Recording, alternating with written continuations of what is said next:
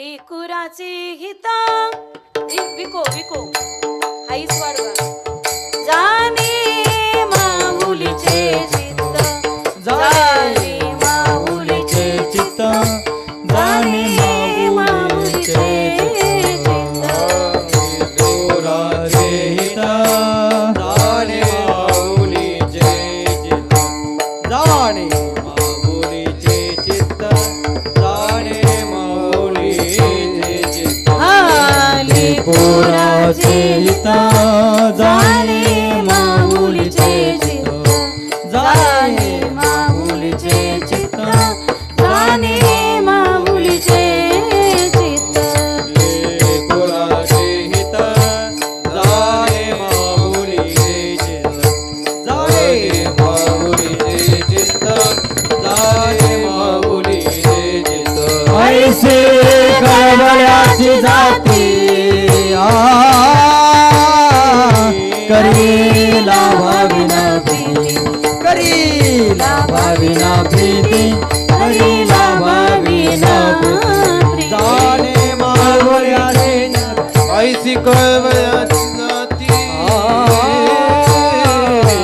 करीला भाविना प्रीती करीला भाविन प्रीती करीला भाविन पोटे भारवाहे त्याचे सर्वस्व हे साहे त्याचे सर्वस्व हे साहे त्याचे सर्वस्व हे साहे पोटी पारवा हे त्याचे सर्वस्व ही साहे त्याचे सर्वस्व ही साहे सर्वस्व ही साहे ऐसे कळवळ्याची जाती हो करीला भाविना प्रीती करीला भाविना प्रीती करीला भाविना प्रीती जाती करीला भाविन प्रीती करीला भाविन प्रीती करीला भाविन तुका म्हणे माझे तुम्हा संतावरी ओझे तुम्हा संतावरी ओझे तुम्हा संतावरी ओझे तुका म्हणे माझे तुम्हा संतावरी होते तुम्हा संतावरी होते तुम्हा संतावरी ऐसे कळवळ्याची जाती हो करीला भाविना प्रीती करीला भाविना प्रीती करीला भाविना प्रीती ऐसी कळवळ्याची जाती ओ करीला भाविन करीला भाविन वृत्ती करीला भाविन हरी गोपाल कुमारी गोपाल कुमार जय जय गोपाल पांडुरंग पेरू प्रथम नमन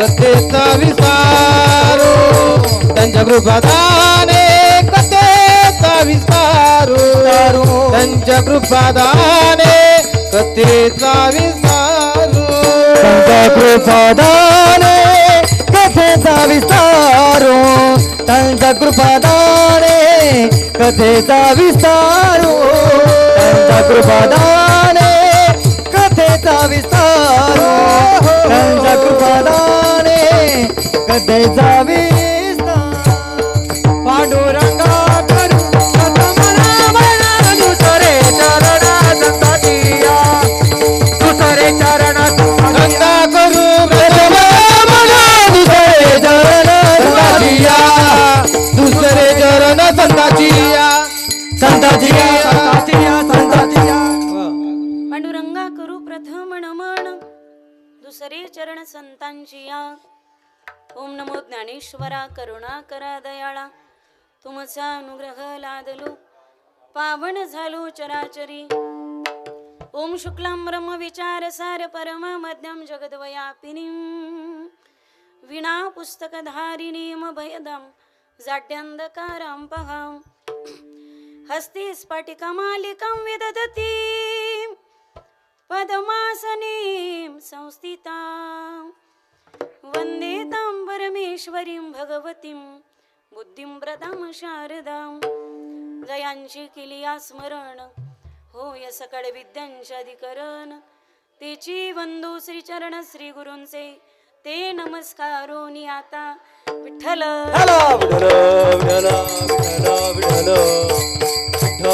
कुंडली कवरधारी भगवान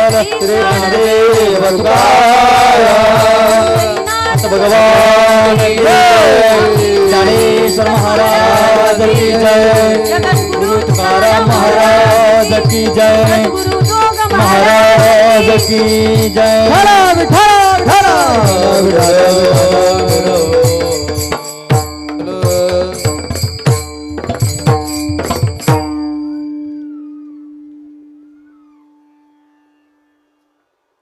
लेकरू आहे का कुत्रे?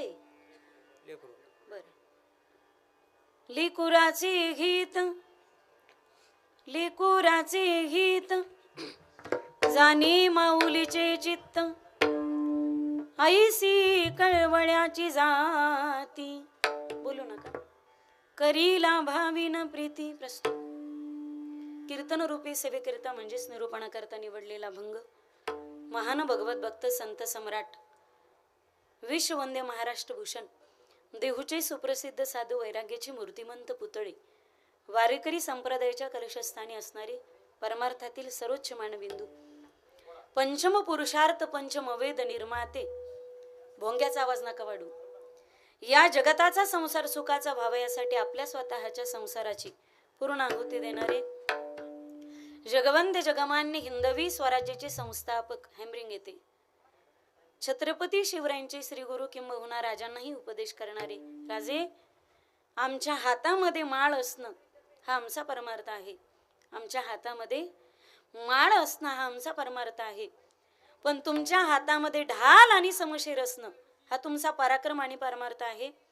असा उपदेश करणारे वैराग्य रागरसिक संत शिरोमणी संत श्रेष्ठ देहू निवासी जगद्गुरु तुकोबारा यांचा बहुतेकांच्या परिचयातील पाठातील अभंग सेवेकरता निवडलेला असो.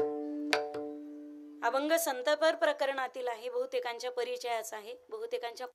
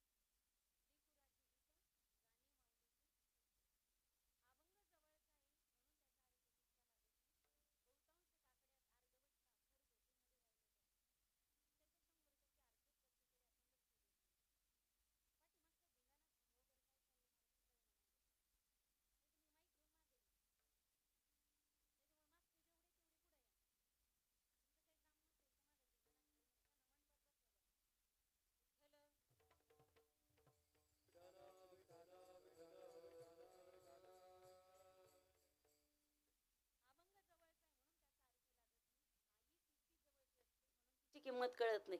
अति परिचयात अवज्ञा. अभंग संतपर प्रकरणातील आहे आणि संतत्व जगाच्या समोर मांडत असताना तुकोबाराय रूपक वापरतात ते मातृत्वाचं. बोलू नका प्लीज. नजर हटी दुर्घटना घटी. प्रत्येक शब्दाकडे आणि वाक्याकडे तुमचं लक्ष पाहिजे.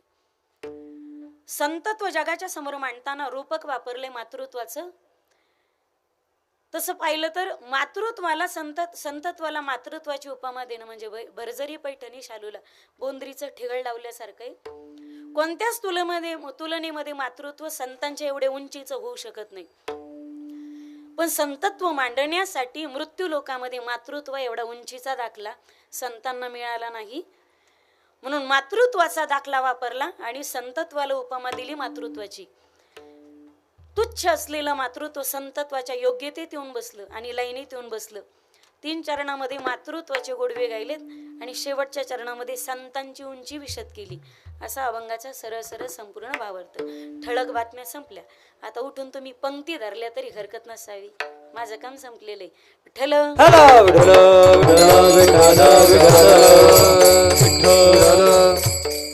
अभंगाच्या भावार्थाकडे वळण्यापूर्वी अल्पासा परिहार द्यायचा तो असा. राजदेव परिवाराच्या वतीनं आयोजित पवित्र असणारी ही भूमी, ज्या भूमीला चैतन्य सद्गुरू मच्छिंद्रनाथाचे चरण लागले, ज्या भूमीला शंकर आणि पार्वतीचे चरण लागले, ज्या भूमीला निवृत्तीनाथ, माऊली ज्ञानोबाराय, सोपान काका आणि आदिशक्ती मुक्ताबाई यांच्या पदस्पर्शाने पावन आणि पवित्र झालेली ही ब्राह्मणी गावची भूमी, अमृताचा अनुभव इथंच व्यक्त झाला. माऊली ज्ञानोबारायांनी अमृता अनुभव इथंच लिहिला. असं पवित्र असणारे हे स्थळ. बाकी शिवपार्वती आले, चैतन्य मच्छिंद्रनाथ आले, याही पेक्षा त्यांच्या येण्याने तर भूमी पवित्र झाली. पण सगळ्यात महत्वाची गोष्ट, ज्ञानोबाराय अधिक 4 भावंडाच्या येण्याने ही भूमी पवित्र झाली. कारण देवापेक्षा सुद्धा संताला काही टाळ्या टोल नाक्यावर पण भेटतात, अशा वाजी जाऊ नका. कीर्तनात बसले की मोकळी टाळी आली पाहिजे. कडे वाजवा एकदा. असं खरं तर हे कीर्तन माझ्यासाठी इतकं मुश्किलीचं होतं. पहाटे 4 वाजता माझ्या छातीत चमका निघू लागल्या. रात्री सोलापूरला होतो. येताना प्रवासात आता वाटलं आता दवाखाना जवळ करावं की काय. बऱ्याचदा छातीत चमका निघले की असं वाटतं ही चमक वेगळी तर नसेल ना. भीती वाटते कधी कधी. आता पहिल्यासारखे कानाडोळा करायचे दिवस राहिले नाही. मला अजूनही उभं राहायला त्रास होतो. माझा आवाज कमी झालेला आहे. म्हणजे आतून इतका अशक्तपणा आला, त्यामुळे माझा आवाज कमी होऊ देऊ नका. यांचा झाला तरी हरकत नाही. म्हणजे तसं कोणाचंच करू नका. पण माझा आतूनच आवाज निघत नाही, त्यामुळे कमी होऊच देऊ नका. आवाज तुमच्या परीनं वाढवत ठेवा. शिट्टी आली तरच कमी करा फक्त. पवित्र अशा गावामध्ये कैलासवासी गंगा भागीरथी कमलबाई रंगनाथजी राजदेव यांच्या 5व्या पुण्यस्मरणानिमित्त आयोजित समस्त राजदेव परिवाराच्या वतीनं ठेवण्यात आलेले हे पुण्यस्मरण 5 वर्ष झाली. पण आई गेली ही जाणीव या परिवाराला अजूनही ओलीच सातावते. म्हणजे दुःख झालं याला 5 वर्ष झाली. पण 5व्या वर्षात तुम्ही इतक्या सुंदर पद्धतीने पुण्यस्मरणाचं आयोजन केलं. एकदा या राजदेव परिवारासाठी मोकळ्या मनाने जोरदार टाळी वाजवा. मला वाटतं आईंना 3 मुलं होते का? मुलं 3 होते ना आईला? आता 1 आहे ना? हा. आईच्या पश्चात त्यांचे चिरंजीव असतील 1. मला वाटतं 1च मुलगी आहे, 1 जावई. नातू आणि नाती भरपूर आहेत. 3 सुना, 1 मुलगा, नातू आणि नाती भरपूर आहे. मुलगी 1 जावई, असा गोकुळासारखा भरलेला परिवार असताना 5 वर्षापूर्वी आई साहेबांचं झालेलं दुःखद निधन.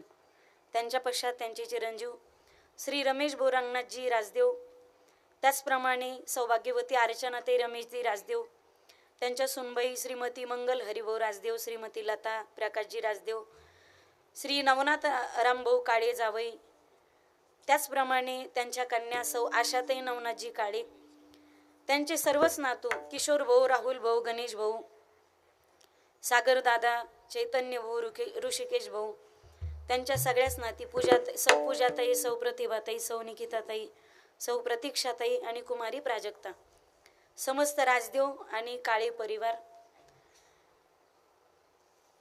खरं तर पत्रिका वाचत असताना इतकी मोठी पत्रिका, याच्यामध्ये किती मोठ्या जणांची यादी. हा भरलेला गोकुळासारखा परिवार होता आजींचा. एक वडिलांचं छत्र या परिवारात अगोदरच हरवलं. खरं तर रमेश भाऊ कुठे बसलेले आहेत? भाऊ आहेत का काका आहेत? माझ्या काकाच्या वयाचे आहेत का भाऊच्या वयाचे? हा. खरं तर वडील गेले, 2 भाऊ गेले, आई गेली. हे दुःख फार पाचण्याच्या पलीकडचं असतं बरं का. मला वाटतं कोरोनामध्ये आई गेल्या का? कोरोनामध्ये तर माईचं लेकरू पारखं झालं होतं. 1 वर्ष 1.5 वर्ष कसं गेलं, काय पाप होतं आपलं उदयाला आलेलं. ते 1 वर्ष 1.5 वर्ष कसं गेलं हे कसं भोगलं आपण, आपल्यालाच माहिती होतं. कोणी कोणाला ओळख द्यायला तयार नव्हतं. बेड भेटत नव्हता. कधी कधी काही जण बेड भेटला नाही म्हणून वाचलेले आहेत बरं का. काही बेड भेटला म्हणून गेले. कोरोनाचा काळ फार भयंकर होता. कोरोनाच्या ह्या 1.5 वर्षात 2 वर्षात जे दिवस पाहिले ना, असे दिवस पुढच्या पिढीत दुश्मनाच्या सुद्धा वाटेल येऊ नयेत. एक फार भयानक काळ होता. या आम्हाला पण कोरोना झाला होता. त्यावेळी गाव आमच्याकडे कसं तुंबल्यावानी पाहत होतं. आमच्या पाया पडणारी लोक, आम्हाला घरी बोलवणारी लोक. पण ज्यावेळी आम्ही गच्चीवर उभं राहायचो ना, त्यावेळी लाईट राहत नव्हती. सगळं गाव आमच्याकडे असं पाहायचं. लोकांना वाटायचं यांना बोललं तरी कोरोना होतो की काय. पण त्यावेळी आपल्यांनी दिलेला आधार, आपल्या लोकांनी दिलेली माणुसकी. वडील सासू सासरे म्हटले होते, एवढं मोठं घरी कोण्या एका कोपऱ्यात पडून राहा, पण हॉस्पिटलला काही जाऊ नका. कारण मुलगी लहान होती तेव्हा, 1.5 वर्षाची आमची. त्या कोरोनाच्या काळामध्ये कुणी कुणी काय काय भोगलं ना, हे खरंच उभे आयुष्यामध्ये आता काढलं ना तर अंगाला काटा येतो आणि शहारा येतो. पण या कोरोनामध्ये ज्याच्या घरचा माणूस गेला ना, त्या घरात काय भीषण परिस्थिती होती. त्या अंतक्रिया करायची सुद्धा सोय नव्हती. 10व्याला माणसं बोलायची सुद्धा सोय नव्हती. अरे रडायला सुद्धा माणूस सापडत नव्हता. अशा भीषण परिस्थितीमध्ये आई साहेबांचं जाणं झालं. आणि मला वाटतं त्याआधी वडील वारलेले. या परिवारात वडील अगोदर गेले ना, तदनंतर आईचं झालेलं निधन. आणि दोन्ही भाऊ डोळ्या देखत जाणं. माझ्या ताईंनो, भावासाठी भाऊ हा बापाच्या ठिकाणी असतो बरं का. बाप गेला तर खंबीरपणे भाऊ उभा राहतो. पण डोळ्याच्या समोर 2 भाऊ जात असतील, आई जात असेल, बाप जात असेल, ह्या काय वेदना असतात ना, हे ज्याचं जळतं त्यालाच कळतं. परदुःख शीतळ असतं. या परिवाराने 2 भाऊ जाताना पाहिलं, एक आई जाताना पाहिलं, एकदा बाप जाताना पाहिलं. खरं तर आपण आईंच्या पुण्यस्मरणाला त्या तिघांना सुद्धा श्रद्धांजली समर्पित करूयात.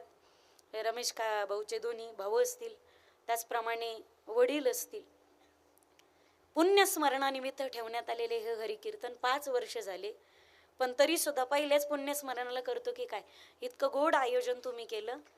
हरिकीर्तनासाठी उपस्थित सर्व आप्तेष्ट, नातेवाईक, पारिवारिक मंडळी, मातृपितृवर्ग, तरुण तरुणी, आबालवृद्ध, ज्यांच्या गोड पंचपदीने कीर्तनाचा गोड प्रारंभ झाला, असे गानकोकिळा, भजन सम्राट, आदरणीय हरिभक्तीपरायण. मला चेहरा लक्षात राहतो बरं का, पण नाव विसरते मी. आदरणीय हरिभक्तीपरायण विलासजी महाराज आणि हरिभक्तीपरायण आदरणीय माऊली महाराज. तुम्ही इथलेच आहेत का महाराज? वा वा वा. त्याचप्रमाणे मृदंगाचार्य, ताल मार्तंड, ताल भास्कर, ताल सूर्य. दादा मला तुमचा पण चेहरा आठवतो, पण नाव अनिलजी महाराज. असं वयामानाने होतं पहा कधी कधी. काय होतं मला कळत नाही. मी मुद्दाम नाही करत बरं का, आणि मी उशीर पण मुद्दाम करीत नाही. मी देर करती नाही देर हो जाती. आदरणीय अनिल महाराज ना, अनिल महाराज. त्याचप्रमाणे पलीकडे टाळ घेऊन उभे असलेल्या आमच्या आई साहेबांपासून मला वाटतं कृष्णाई मुलींची वारकरी शिक्षण संस्था, तेजस्विनीताई नवले आमच्या मैत्रिणीची संस्था आहे. माझ्या पाठीमागे उभे असलेल्या उद्याच्या सगळ्या भावी कीर्तनकार, कथाकार, उद्याचा वारकरी संप्रदायाने महिलांचं प्रबोधन करणाऱ्या आणि प्रतिनिधित्व करणाऱ्या ह्या सगळ्या मुली टाळकरी यांच्यासाठी एकदा जोरदार टाळी वाजवा. भालदार आणि चोपदार त्यांनी सुरुवातीला सांगितलं, ताई आम्ही भाऊ भाऊ येत बर का. म्हणजे मी त्यांच्याकडे पाहून अंदाज बांधत होते तानाजी मालुसरी कसे असतील. एकदा या दोन्ही बंधूंसाठी एकदा जोरदार टाळी वाजवा. नाही तर भाऊ भाऊ हा एक मिनिट, नाही तर भाऊ भाऊ पुण्या मुंबईत एका टॅबलावर सापडतील तुम्हाला. पण कीर्तनात भाऊ भाऊ म्हणजे बांधावून भांडणारे अवलादी. माझं बोलणं कळतंय तुम्हाला? ईदभर बांधावून भांडणारे अवलादी आणि एका जागी एका ठिकाणी कीर्तनात सारखे कपडे घालून उभं राहणं. खरं तर त्यांना पाहण्यासाठी आपलं परम भाग्य असतं, ज्यांच्या माध्यमातून हरिकीर्तनाचा संपर्क झाला. खरं तर ती आमच्याकडचे आहेत, पण इकडे राहायला आहेत आमचे देठे भाऊ गणेश महाराज देठे यांच्या माध्यमातून संपर्क हरिकीर्तनाचा. ज्यांच्या घरी आमची भोजनाची उत्तम व्यवस्था झाली असे सतीश भाऊ तारडे, त्यांच्याकडे आल्यानंतर आम्ही थांबलो आणि भोजनही झालं.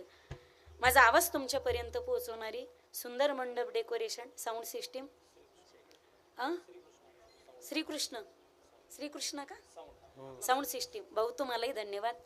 माझी परिचित अपरिचित सुपरिचित सर्वच महाराज मंडळी असतील, कीर्तनकार, प्रवचनकार, कथाकार, रथी, महारथी, अतिरथी, अतिरेकी सोडून टाळकरी, माळकरी, वारकरी, वेणेकरी, पहारेकरी, ताळ्यातले, मळ्यातले, खड्यातले, वाडीवरचे, वस्तीवरचे, राजकीय सामाजिक आर्थिक आध्यात्मिक क्षेत्रातले सर्वच मान्यवर, आजी माजी सरपंच, आजी माजी उपसरपंच, आजी माजी ग्रामपंचायतीचे सदस्य, आजी माजी दूध डेअरीचे चेअरमन, कारखान्याचे चेअरमन, सोसायटीचे चेअरमन, खरेदी विक्री संघाचे डायरेक्टर, आजी माजी पंचायत समिती, जिल्हा परिषदेचे सभापती, सदस्य, अध्यक्ष, आजी माजी आमदार, खासदार, जहागीरदार, गुत्तेदार, दुकानदार, गुंठा मंत्री, पैलवान, पत्रकार, चित्रकार बांधव मंडळी, कला क्रीडा क्षेत्रातील सगळेच मान्यवर, अध्यापक, प्राध्यापक, इकडे अध्यापिका, प्राध्यापिका, शिक्षिका, बचत गटाच्या सगळ्या कार्यकर्त्या, अंगणवाडीच्या कर्मचारी, सेविका, मला कोणाचंच वावडं नाही पा. आबालांपासून वृद्धांपर्यंत तुमच्या आत हृदयस्थ असलेल्या परमात्म्याला वंदन करून, ती गेली का? ती कृष्णाई गेली. एकदा त्या छोट्या कृष्णाईसाठी जोरदार टाळी वाजवा बरं. ज्या वयात लेकराला शी आलेली कळत नाही त्या वयामध्ये ती कीर्तनात उभी बरं का. म्हणजे लेकराचे पाय पाळण्यात दिसतात. हरी कीर्तनासाठी उपस्थित माझे पतिराज. एकदा कीर्तन झाले तुम्ही म्हणायचे ते तुमचे भाऊ होती का? माझे मिटलं का? लोक काय प्रश्न विचारतील? अनिल दादा याचा अजिबात नेम नसतो. एवढंच उशिरा नाव घेते ते उखाण्यातच घेते की घेऊ का नको. तुम्ही म्हणत असले तर घेते, नाही तर राहू देते. घेऊ का? एवढा आग्रह करताय तर घेऊनच टाकते. पुन्हा वाटेल की काहीतरी म्हणायचं होतं राहून गेलं. येत होते जात होते खिडकी वाट पाहत होते, खिडकीला 3 तार अडकी, त्याला घुंगरा 12 पान खाते 13 घाम येतो झरा झरा, नवरा घालतो इंजिन वारा. तिकडून आला व्यापारी, व्यापारीने दिली सुपारी, सुपारी देते वाण्याला, हंडा घेते पाण्याला, पाणी आणते आडाचं, वाडा बांधते भिंगाचा, वाड्यात वाडे 7 वडे, आतल्या वड्यात पलंग, पलंगावर गादी, गादी ऋषी, उशीर बशी, बशीत कप कापात, घडी घडीत वाजला एक. रामेश्वर महाराजांचं नाव घेते मी, ज्ञानोबा रायांची लेख. सर्व मायबाप श्रोत्यांच्या चरणी साष्टांग प्रणिपात करून, कोणी राहिलंय का नाव घ्यायचं? तुमची लेख समजून मला पदरात घ्या. कोणाचा नामोल्लेख करायचा राहिला असेल तर सर्वांच्या चरणी साष्टांग प्रणिपात करून सेवेला प्रारंभ आणि संकल्पित वेळ थांबूयात. विठ्ठल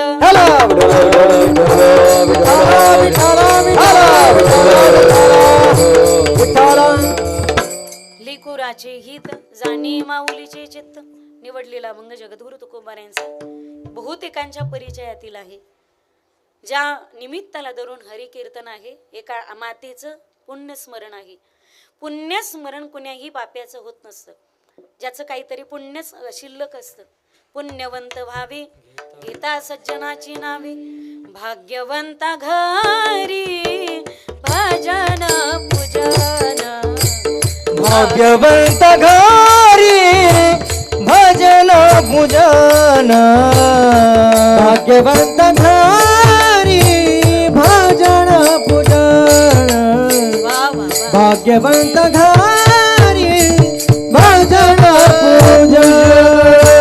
त्याची वाट पाये, त्याची वाट पाये रघुनंदन, रघुनंदन, भाग्यवंत घरी भजन पूजन, भाग्यवंत घरी भजन पूजन.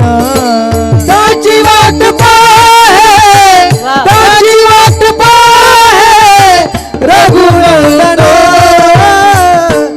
भाग्यवंत घरी भजन पूजन, भाग्यवंत घरी भजन पूजन.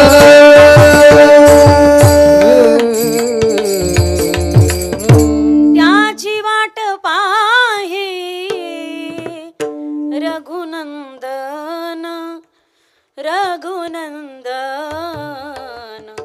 भाग्यवंत घरी भजन पूजन. तिळ तिळ पुण्य साचा पडे, परी हे बहुता जन्मी जोडे, नाम तुझे वाचेशी आतुडे, समागम घडे संतांचा, जन्मोजन्मी आम्ही बहु पुण्य केले, तेव्हा या विठाले कृपा केली, जन्मोजन्मी आम्ही. बहुत सुकृताची जोडी, सुकृताची जोडी, बहुत सुकृताची जोडी, सुकृताची जोडी, बहुत सुकृताची जोडी, सुकृताची जोडी. सुकृताची जोडी सुकृताची जोडी म्हणून विठ्ठली आवडी म्हणून विठ्ठली आवडी ओ हा विठ्ठल बरावा विठ्ठल बरावा ओ हा विठ्ठल बरावा विठ्ठल बरावा म्हणून विठ्ठली आवडी म्हणून विठ्ठली आवडी ओ हा विठ्ठल बरावा विठ्ठल बरावा ओ हा विठ्ठल बरावा विठ्ठल बरावा विठ्ठल बरावा विठ्ठल बरावा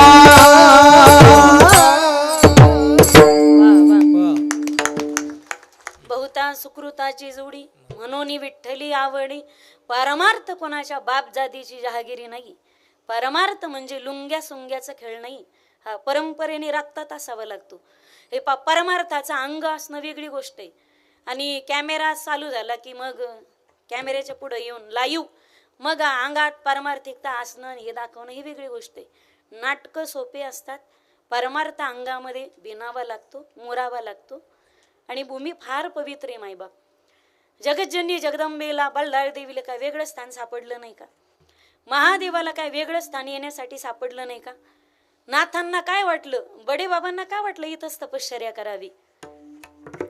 चैतन्य सद्गुरु मच्छिंद्रनाथांनी शिष्यासाई म्हणजे गोरक्षनाथांनी इथंच का तपश्चर्या केली? भूमीचे मार्दव सांगे कोंबाची लवलव. आणि इथंच ज्ञानोबरायना अमृताचा अनुभव लिहावासा का वाटला? अमृताचा अनुभव विश्वमाऊली ज्ञानोबरायला इथं आला.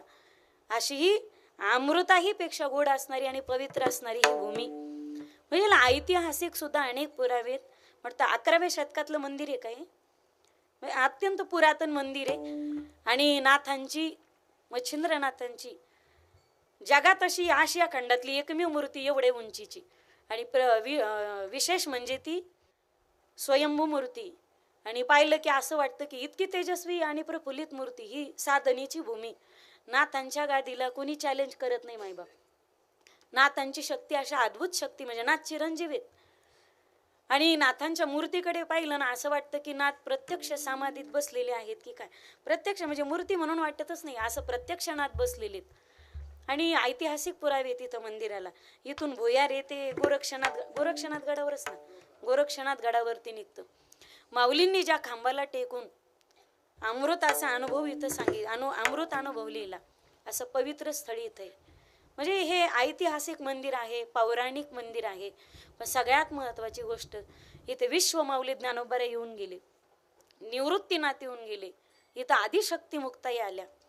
आणि बल्लाळ देवी पार्वतीच आहे आणि आदिशक्ती मुक्ताई म्हणजे जगज्जननीच आहे.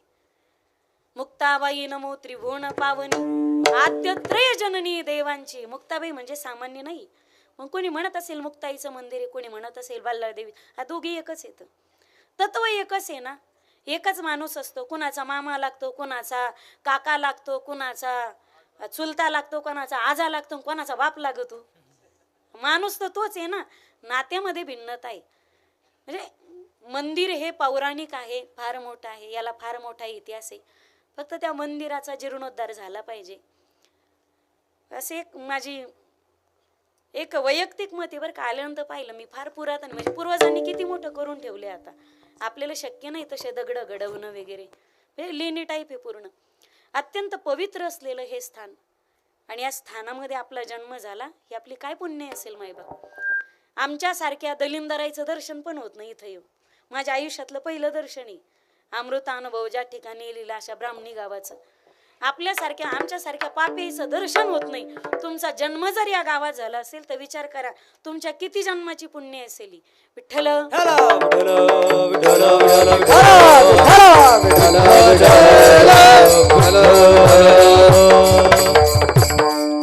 श्रद्धेने केलं जातं त्याला श्राद्ध म्हणतात. श्रद्धा क्रियते श्राद्धम. आणि पुण्यस्मरण कोणीही पाप्याचं नसतं. पुण्यवंत व्हावे घेता सज्जनाची नावे. ज्यांचं काहीतरी पुण्यस्मरण नाही तर ठरवून ना भजन पण होत नाही बरं का. आता आपण ठरवलं ना आपल्याला भजन करायचंय नाही होत माणसाचं. पाप आडवं येतं. जर साधं नामस्मरण करायला पाप आडवं येत असेल तर कीर्तन ठेवायचं म्हटलं तर किती आडी अडचणी असतात. हा खेळ नव्हे एकल्याचा म्हणून मेळ मिळविला. याच्यासाठी किती अटीतटीचा प्रवास करावा लागतो. आणि 5 वर्ष झाले आईचं पुण्यस्मरण इथं सलग साजरं होतंय. आई काय मावशी असते का? आई काय आत्या असते का? आई काय चुलती असते का? आई काय कोणी शेजारी नसते का? आई ही आई असते का माझ्या दादांनो? जगातले 1000 नाते गोते एका बाजूला आणि एकटी माय एका बाजूला. बोलू तुला मलाच वाक्य आता. श्रीमंत असाल तुम्ही, जग मागे पुढे असतं. तुम्ही देखणे दिसत असाल, 1000 मुली सौंदर्यावर फिदा असतील. तुमचा आवाज गोड असेल, लोक आवाजावर प्रेम करतील. तुम्ही गोड बोलत असता, लोक तुमच्या शब्दावर प्रेम करतील. तुम्ही गोड वाजवत असता, लोक तुमच्या बोटावर प्रेम करतील.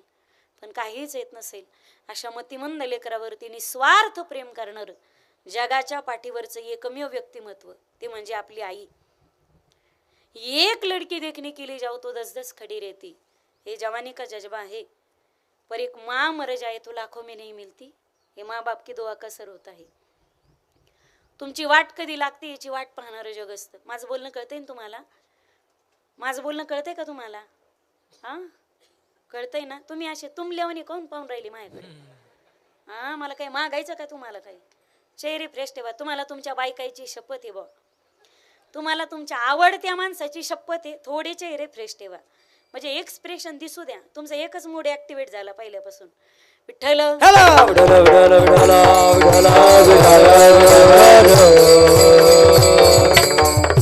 आपली वाट कधी लागते याची वाट पाहणारं जग असतं. पण वाया गेलेला पोरगा आणि वाया गेलेली पोरगी जिवंतपणीच नाही, मेल्यानंतर सुद्धा योग्य वाटेवर कधी येतात याची वाट पाहत राहतात. जगाच्या पाठीवर ते फक्त आपले मायबाप असतात.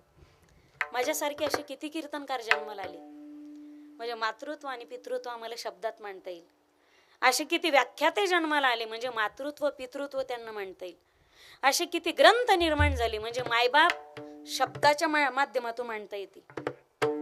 पृथ्वीचा कागद केला, समुद्राची शाई केली आणि प्रत्यक्ष शारदा सरस्वती मातृत्वाचे पितृत्वाचे गोडवे लिहायला बसवली. सरस्वतीची लेखणी थांबेल, तिचे शब्द संपतील. असं समुद्रापेक्षा सखोल आणि आकाशापेक्षा विस्तीर्ण असलेलं जगाच्या पाठीवरचं मातृत्व आणि पितृत्व. विठ्ठल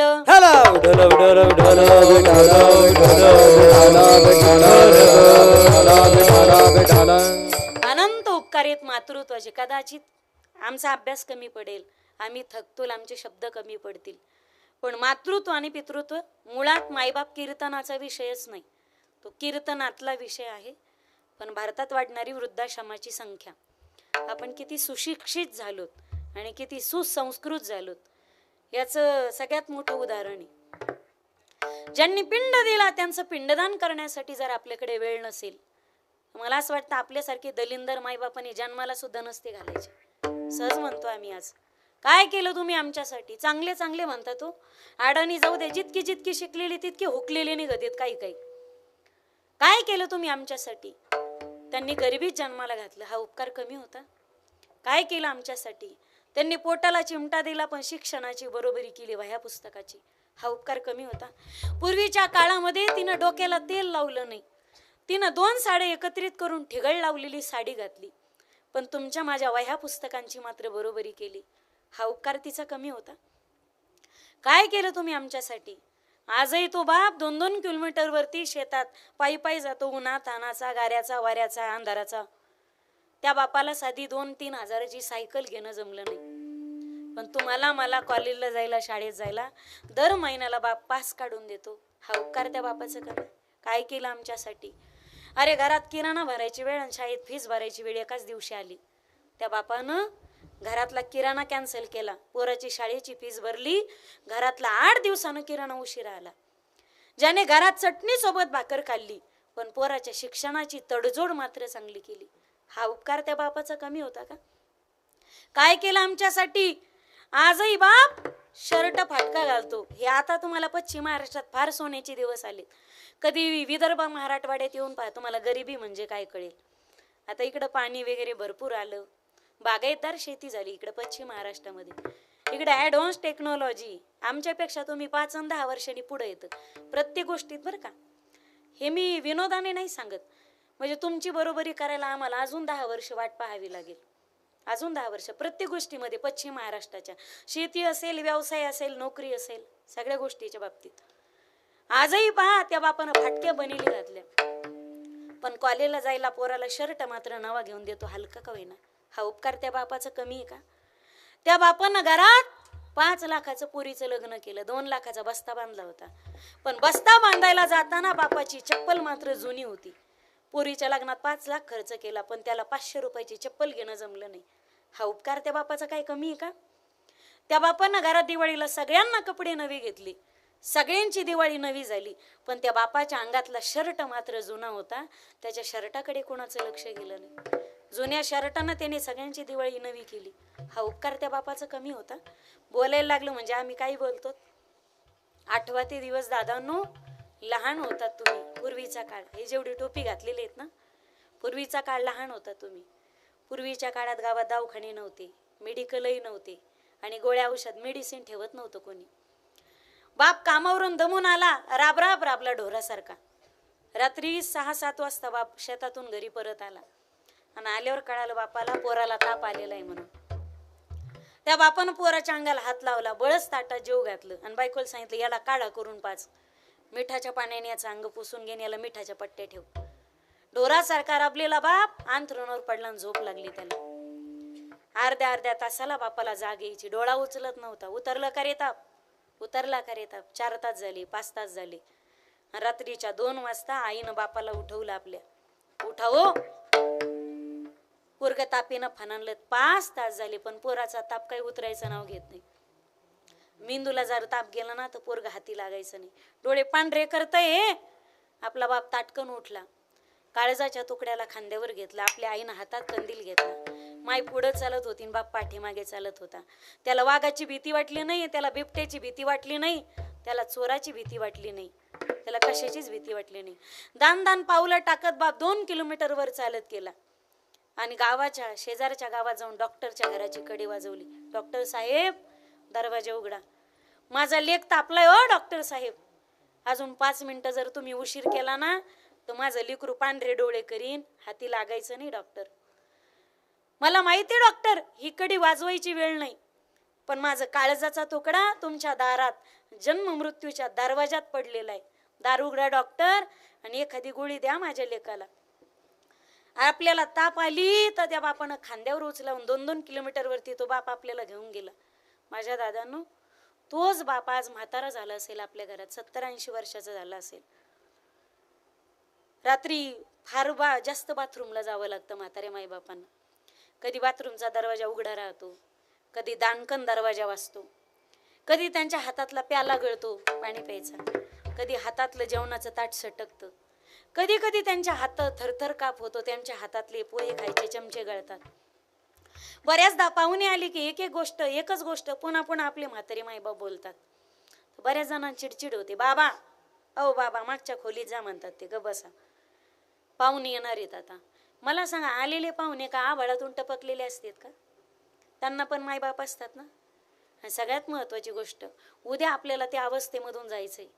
आपण आपल्या मायबापांना डासपूस करतो, पुढची येणारी पिढी तर आपल्या कमरात लाता घालून आपल्याला बाहेर हाकलून देणारी. इथली पिढी इथंच आहे आता. जैसी करणे वैसी भरणी, सो सोनार की एक लोहार की, मोका सबको मिलता है. त्या भगवंताच्या कचाट्यातून आजपर्यंत कोणी सुटला नाही, सुटणारही नाही मायबाप. हे दिवस आपल्याला भोगायचे प्रत्येकाला. म्हातारे मायबाप रात्रीचे जास्त उठतात, दानकन दरवाजा वाटतो. तुम्हाला मला राग येतो, अरे दिवसभर झोपा काढतात आई बाबा तुम्ही, रात्री आम्हाला झोपू देत नाही तुम्ही. किती दरवाजा वाजवतात तुम्ही, रात्र खराब केली तुम्ही आमची. अरे एका रात्री तिच्याकडून जास्त दरवाजा वाजला तर तुमची माझी रात्र खराब होते. माझ्या दादांनो, आपण लहान असताना त्यांची कुस ओली ठेवून त्यांच्या 1000 रात्री खराब केल्या. त्या मायबापाने ब्रश शब्दाची तक्रार आपल्याकडे कधी केली? माझ्या दादांना, आपण लहान होतो, तिचं दूध आपल्याला पुरेना, आपली भूक वाढू लागली, दात यायला लागले आपल्याला. त्यावेळी आईनं असा गरा तुपामध्ये भाजावा, पातळ गरा शिजवायची ती माय आपल्यासाठी. आपल्याला मांडीवर घ्यायची, एका हातामध्ये आपली मान धरायची, आणि दुसऱ्या हाताने असा हळवार चमचा आपल्या तोंडामध्ये घालायची, शिऱ्याचा चमचा. माझ्या राजाच्या दाताला नाही लागलं पाहिजे, हिरड्यांना नाही लागलं पाहिजे, त्याच्या टाळूला नाही लागला पाहिजे, त्याच्या जिभेला नाही लागला पाहिजे, त्याला पोळाला नाही पाहिजे, अशी बोटाने पाहिजे आणि हळवार चमचा पातळशीर आपल्या तोंडात खाऊ घालायची. माझ्या दादांनो, आपण लहान असताना तिने जर आपली एवढी काळजी घेतली असेल, आता तीच माय म्हातारी झाली असेल, तिला उठता येत नसेल, तर कधी प्रेमाने आपल्या हातावरती तिची मान घेऊन आठवड्यातून एकदा का होईना, नाही तिला अन्न गेलं तर तसा पातळ शिरा एकदा तरी आपण तिला खाऊ घातला पाहिजे. हे आपलं कर्तव्य. आपले त्यांच्यावरती उपकार नाहीत, हजार जन्म त्यांच्या चरणी वाहिले तरी मायबापाच्या उपकारातून आपल्याला कधीच उतराई होता येणार नाही. आठवा ते दिवस लहानपणीचे. लहान होतो तर राजांनो, आपण नाही खाल्लं ना, ती माय शेजारणी जवळ ढासा ढासा रडत होती. माझं लेकरू आज का जेवलं नाही, त्याच्या पोटातलं तर आलं नसेल ना, त्याला कोणाची नजर तर लागली नसेल ना, आपल्याला नाही झोप लागली ना, ती माय खांद्यावर टाकून आपल्याला रात्र रात्र अंगणात घेऊन फिरत होती. तिनं पाळण्यात लेकराला टाकावं, तिने दाराला झोका बांधावा, तिने घराच्या बाहेर दुपारच्या वेळी एखाद्या झाडाला झोका बांधावा, बाळंत असं थंडगार करावून आपल्या अंगावर टाकावं. पूर्वी कूलर नव्हते. ती जर रात्रंदिवस क्षणाक्षणाला मिनिटाला एवढी काळजी घेत होती आपली. आपण नाही झोपलो ना, रात्र रात्र तिला डोळा लागत नव्हता. आणि हा माठ्या रात्रभर झोपायचा, दिवसभर झोपायचा आणि रात्रभर आईला जागायचा. आपण काय कमी इपी तर होतो का? त्या माईला पहाट डोळा लागला की चोपदार असा दारात पहाराच देत होता बा तिची सासू. ती काय झोपू देत होती का तिला दिवसाही झोप नव्हती आणि आपल्यामुळे रात्रभरही झोप नव्हती. खांद्यावरती टाकावं, तिनं अंगाई गावी आपल्यासाठी. गाय झोपली गोठ्यात घरट्यातची मोताई. थोडं लांब सारखं बरं, त्याचा स्वर लागायलाय मला. गाय झोपली गोठ्यात घरट्यातची मोताई, परसात वेलीवरी झोपल्या गाजाई जोई. मीठ पाकळ्या डोळ्यांच्या हो, मीठ पाकळ्या डोळ्यांच्या गाते तुला मी अंगाई. आज माझ्या पाडसाला झोप का ग येत नाही, निमोनीच्या झाडा मागे चंद्र झोपला ग बाई. निमोनीच्या झाडा मागे चंद्र झोपला ग बाई. आपल्या बालपणी जर तिनं अंगाई गाऊन आपल्याला तिला थोपटून झोपी घालता आलं, आपलं असतं नाही. ती तिच्या वेळच्या वेळी झोपते, ती टायमाला जेवते, ती तिच्या वेळच्या वेळी गोळ्या घेते, ती तिची काळजी घेते, ती घेते रे राजा. पण आज तू खोलीत लोटलेलं ताट तिनं त्यातला घास मोडला का नाही, कधी डुंकून पाहिलं आम्ही? ती गोळी घेते, पण तू 2 दिवस झाले तिला बोलत नाहीस. आज तिनं तिची झोपायची गोळी घेतली का नाही? गोळी घेऊन सुद्धा तिला झोप लागत नाही आज रात्र रात्र. कधी डुंकून पाहिलं आम्ही? मला माहिती आहे सगळ्यांचं शेड्यूल बिझी असतं, आम्ही बिझी असतो, तुम्ही बिझी असतात.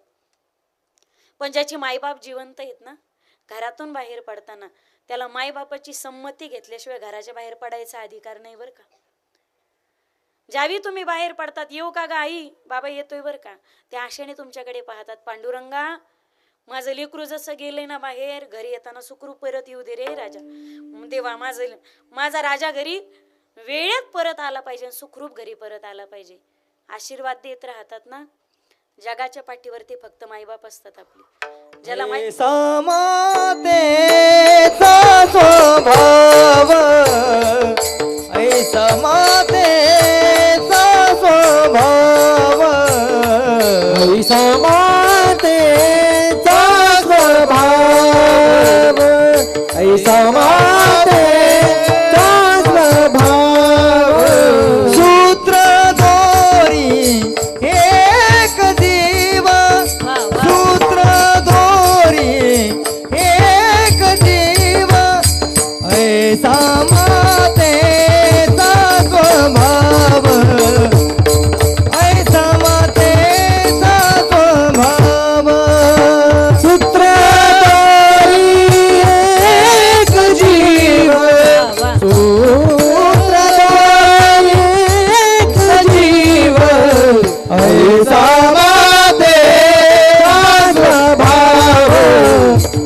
ऐसा वाटेचा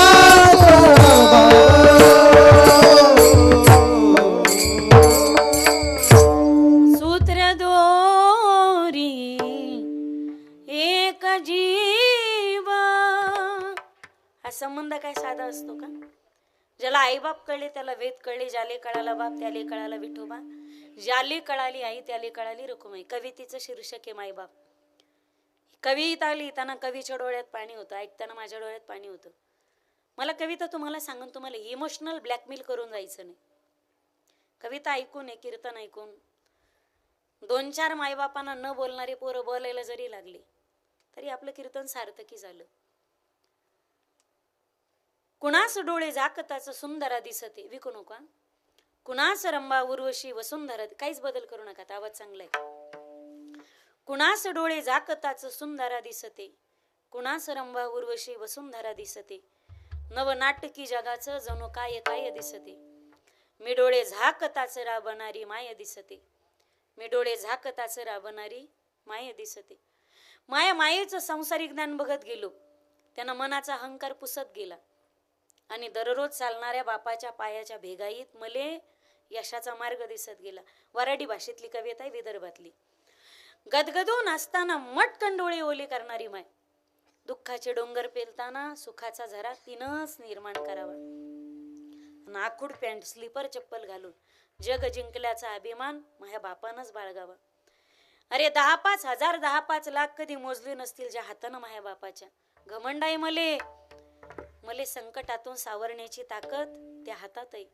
सारे गमप भुपाळी भैरवी कशा सोबत खातात नाही माहिती आमच्या आईला, पण तिने गायलेल्या प्रत्येक रागात मले झोपवण्याची ताकद आहे.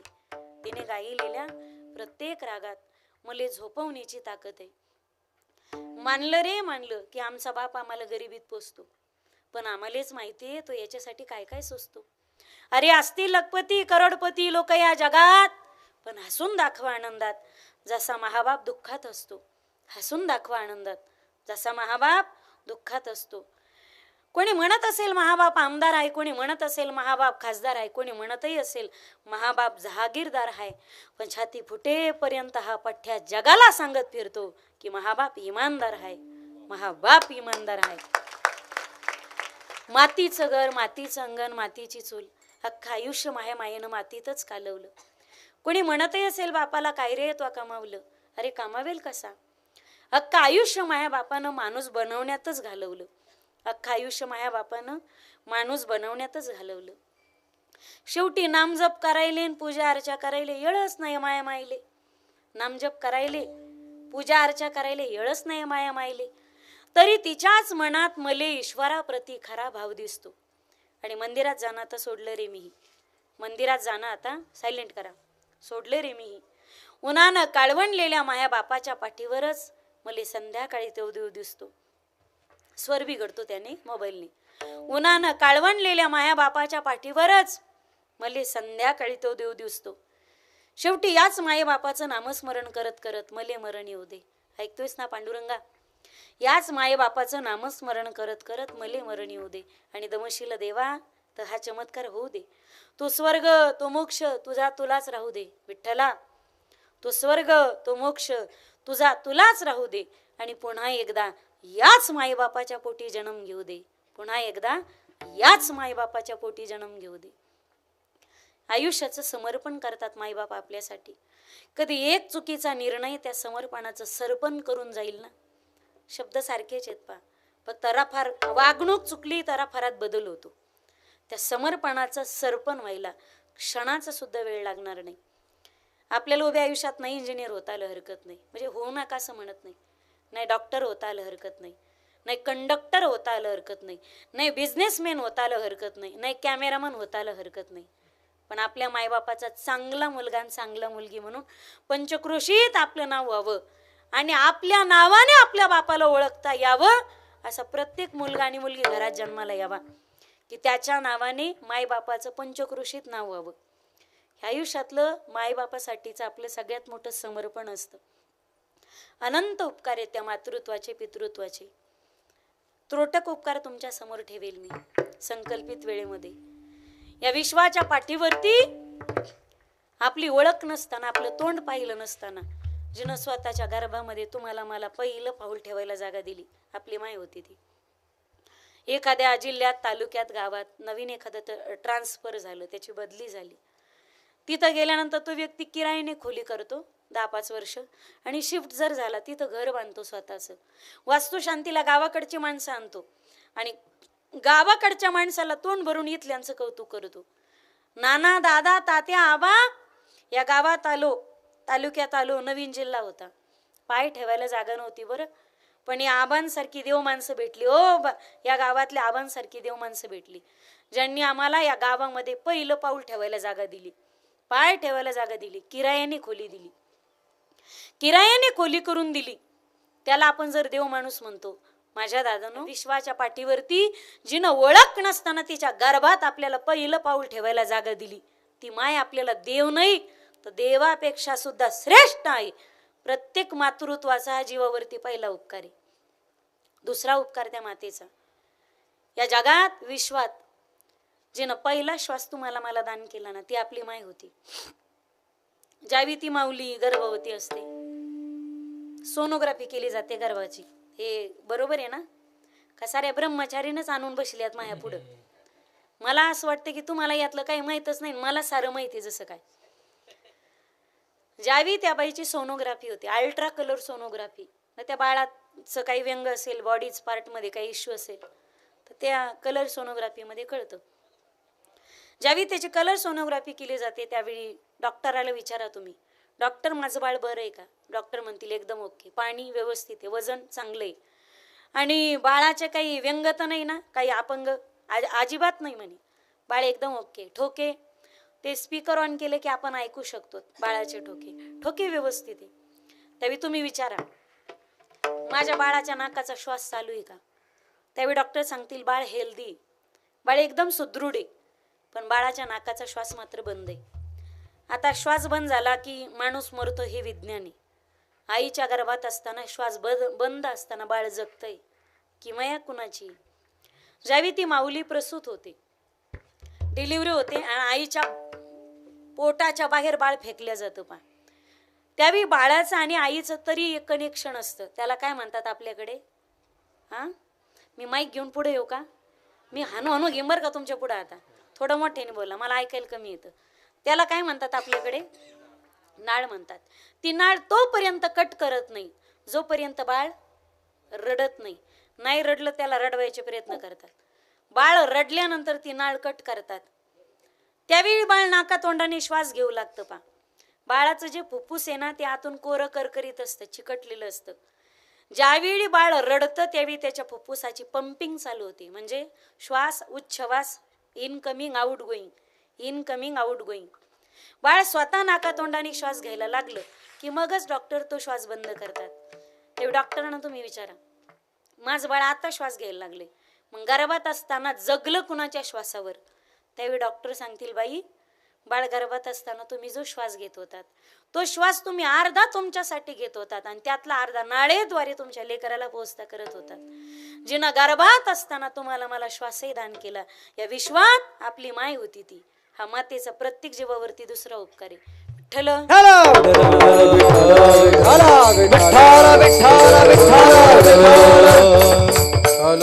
आईचा तिसरा उपकार, जिने या जगात तुम्हाला मला पहिला रक्ताचा थेंब दान केला. तुम्ही आम्ही रक्तदान करतो त्याच्यात बदल असतो. आपण त्याला रक्त देतो ज्याचा आणि आपला ब्लड ग्रुप मॅच झाला. कारण रक्ताचे 4 गट आहेत, ए बी आणि ओ. एला एचं चालतं, ओचं चालतं, बीला बीचं चालतं, ओचं चालतं, ए बीला एचं चालतं, बीचं चालतं, ए बीचं चालतं आणि ओचं चालतं. ओचं सगळ्यांना चालतं, ओला दाता म्हटले, पण ओला ओचंच लागतं. रक्तगट जुळला नाही तर रक्त जमत नाही, हे विज्ञान आहे. आईच्या गर्भात असताना रक्तगट वेगळा असताना तरी सुद्धा आईचं रक्त बाळाला चाललं. हे आतापर्यंत विज्ञानाला सुद्धा न उलगडलेलं कोड आहे बरं का, जिनं पहिला रक्ताचा थेंब दान केला. प्रत्येक जीवावरती मातृत्वाचा तिसरा उपकारी आपली माय होती ती. चौथा उपकार तिचा, जिने या जगात तुम्हाला मला पहिला दुधाचा थेंब दान केला. तुमची माझी माय होती ती. 5000च्या सॅरेलॅकच्या डब्याला आईच्या दुधाची सर कधीच येणार नाही. आईचं दूध नसतं तर तिच्या तानुल्यासाठी ते अमृत असतं. म्हणून बऱ्याचदा पहा तुम्ही माणसाची वागणूक दूध ठरवतं बरं का. अजूनही पहा तुम्ही गल्लीत भांडणं लागावेत आणि शेजारचा माणूस तुमच्या नावाने जर शिव्या देत असेल तर तुम्ही असे बाहेर जातात का नाही? हा, आवेशात जातात का नाही? ही बाहेर दाखवू का तुला माझ्या आईच्या दुधाची ताकद. आईचं दूध सळसळ करतं की नाही अंगात, मरेपर्यंत आईचं दूध अंगात सळसळ करतं. बऱ्याचदा स्वभाव माणसाचं दूध ठरवत असतं. त्यामुळे बऱ्याचदा मोठ्या झाल्यानंतर मोठेपणी म्हातारपणी माणूस वागणुकीतून जर घसरला तर लोक म्हणतात हे कोणाला पेलं होतं रे, हे आईला पेलं होतं का, हे टोनग म्हशीला पेलं होतं. दूध माणसाचा स्वभाव ठरवतो. चौथा उपकार, तिनं दूध दान केलं, दूधच दान केलं याच्यात काय नवले. तिनं कॅल्शियम सुद्धा दान केलं. आईच्या शरीरातल्या कॅल्शियम पासून आपल्या शरीरातली हाडं बनलेली असतात. पा सांगू आईच्या दुधाचा चमत्कार. माणूस मेल्यानंतर त्याला जाळतात, माणसाचं सगळं जळून जातं, पण सावडायला गेल्यानंतर राखीमध्ये फक्त माणसाच्या शरीराची हाडं सापडतात. ज्याला अग्नी सुद्धा जाळू शकत नाही, हा मातेच्या दुधाचा चमत्कार आहे. पुढचा उपकार सांगू सहावा, या विश्वाच्या पाठीवरती जागा दिली तिनं काय नवले, श्वास दान केला काय नवले, रक्त दिलं काय नवले, दूध दान केलं काय नवले, कॅल्शियम दान केलं काय नवले. कोणीच करू शकणार नाही अशा गोष्टीचं दान प्रत्येक माऊली आपल्या पोटच्या गोळ्यासाठी करते. श्रीमंत असेल वा गरीब असेल, दोघांसाठी महत्वाची असते. आणि मला वाटतं की श्रीमंतापेक्षा गरीबाला जास्त महत्वाची असते. कारण श्रीमंताची गेली तर त्याच्याकडे झाकवण्यासाठी पैसा असतो, पण गरीबाकडे इज्जतीशिवाय दुसरी कोणती श्रीमंती नसते. पा बून से गई सो होत से नहीं आती. या विश्वाच्या पाठीवरती माय लेकरासाठी सगळ्यात मोठं जर दान करत असेल तर ते आबरूच आहे. कृपया या वाक्यासाठी मला पदरात घ्या. मी अत्यंत प्रामाणिकपणे आणि जबाबदारीने वाक्य तुमच्या पुढे बोलते. तुम्ही काय बोलता त्याची मी पूर्ण जबाबदारी घेते, पण तुम्ही काय ऐकता त्याची जबाबदारी मी स्वीकारत नाही. या विश्वाच्या पाठीवरती जिनं सगळ्यात मोठं दान केलेलं असेल ते म्हणजे अब्रू. 50 माणसामध्ये तान्या लेकराची माय बसलेली असेल आणि मांडीवरचं कोकरू जर तिचं रडायला लागलं लेकरू, तर 50 माणसामध्ये बाई बसलेली 50 लोकांचा स्वतःच्या इज्जतीचा विचार कधी करत नाही. तिच्या मांडीवरच्या तानुल्याचा आणि लेकराचा विचार करते.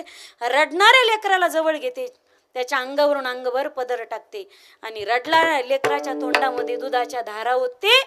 जिनं 50 लोकांमध्ये स्वतःच्या आबरूला तर स्वतःच्या लेकराला पसंत केलं, जिनं पोटच्या गोळ्यासाठी आबरूचं सुद्धा दान केलं, या विश्वाच्या पाठीवरती ती फक्त तुमची माझी माय होती. हा मातृत्वाचा कधीच न फिटणारा उपकार आहे. प्रत्येक क्षणी पावला पावलावरती फक्त आणि फक्त आपल्या लेकराचा आणि लेकराच्या हिताचाच विचार करते. अभंगाचा प्रथम लेकुराचे हित, लेकुराचे हित, लेकुराचे हित, लेकुराचे हित, लेकुराचे हित, लेकुराचे हित,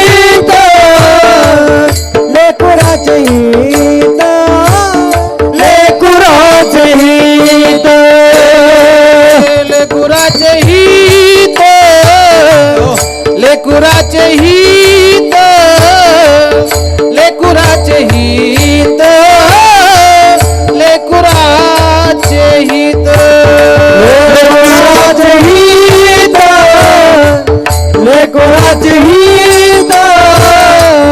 लेकुराचे हित, लेकुराचे हित.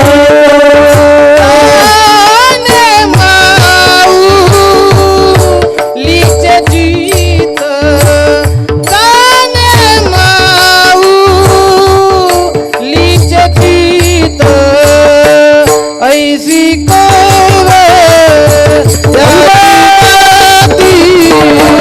ऐसी कवे याची जाती, ऐसी कवे याची जाती, ऐसी कवे याची